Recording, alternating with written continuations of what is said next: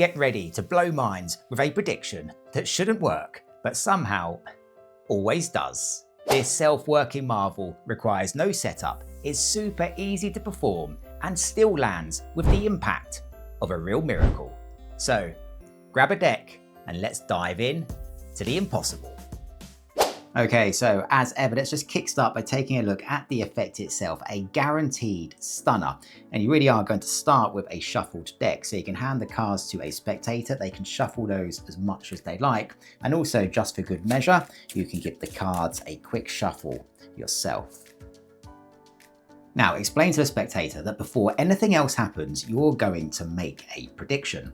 So just take a piece of paper or card and a pen, and on here, you're going to note down the identity of a single card.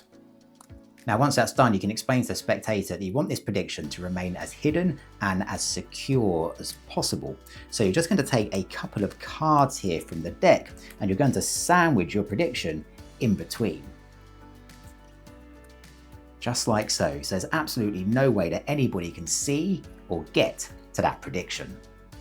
We now want the spectator to make some random selections from the deck. So you're just going to take the deck here and toss out some cards onto the table. So let's see, just like so. And when you've got enough cards on the table, you're just going to ask the spectator to take a look at the cards and to select just 4 of them.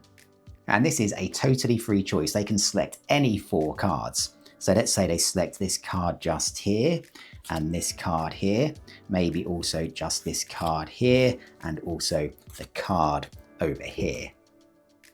You can now take all of the cards that haven't been selected and just return these to the deck. Ask the spectator now to clearly display their selected cards in a single row on the table.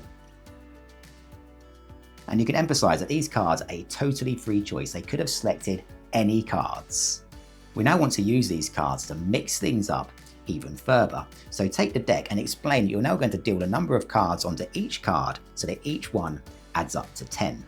So here we have an ace that counts as 1. So on this card, you're going to deal an extra 9 cards. 9 plus 1 obviously equals 10. So 2, 3, 4, 5, 6, 7, 8, 9, 10.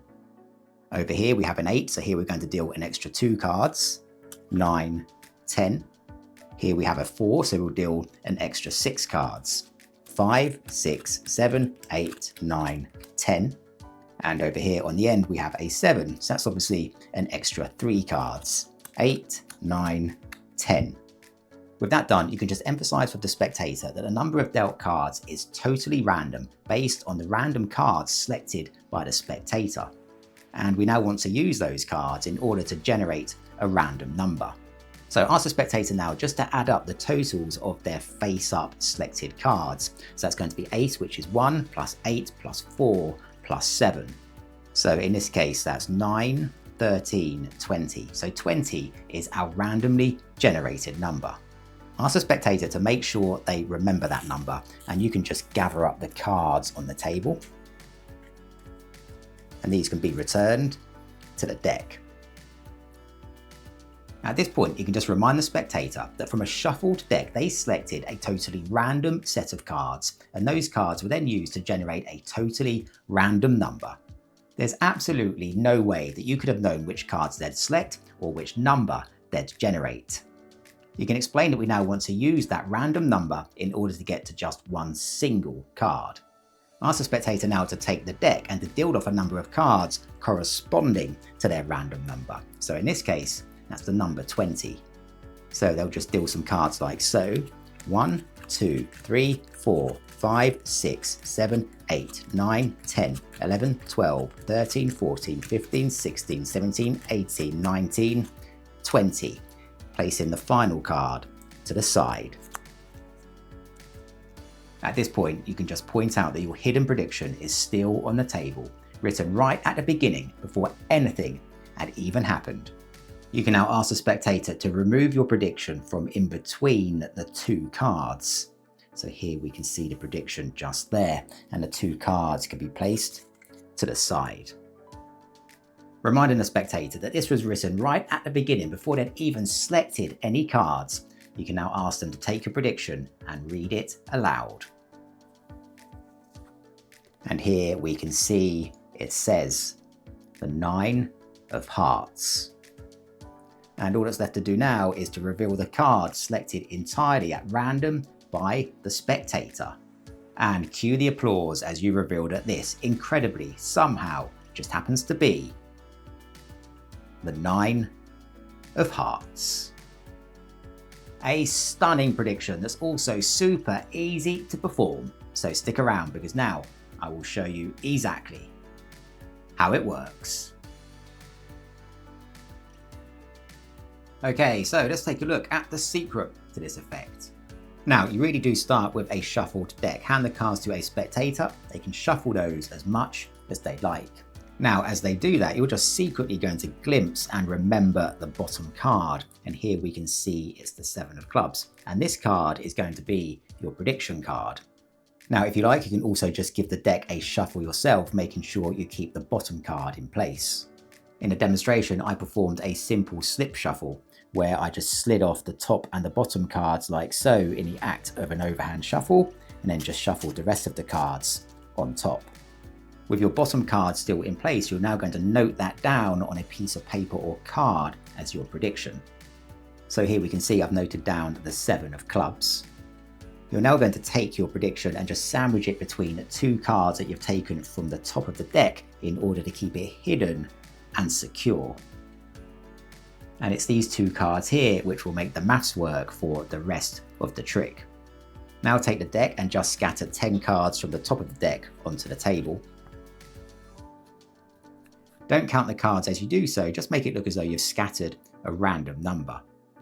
The spectator can then select any of these 4 cards. It really is a totally free choice.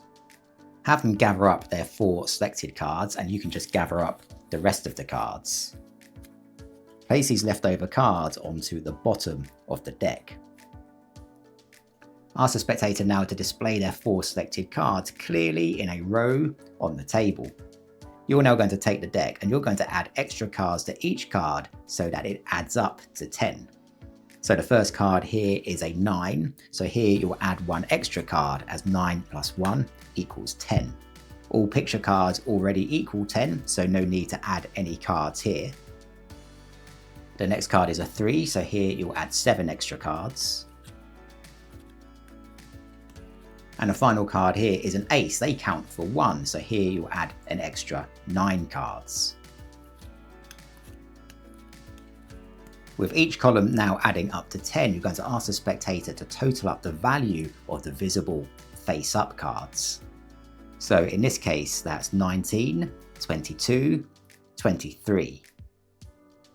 Ask the spectator to remember that number, 23 in this instance, as you now gather up the cards.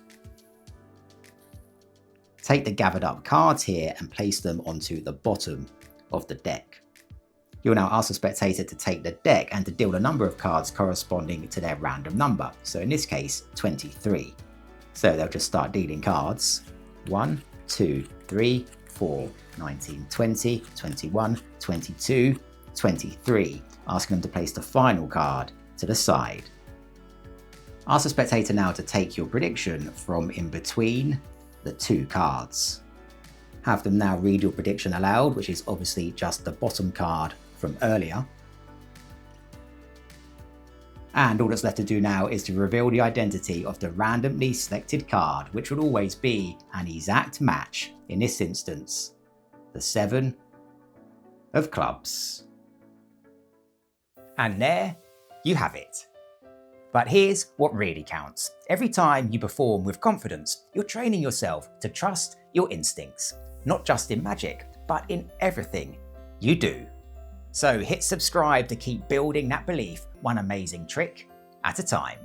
Thanks for watching, and until next time, keep the magic alive.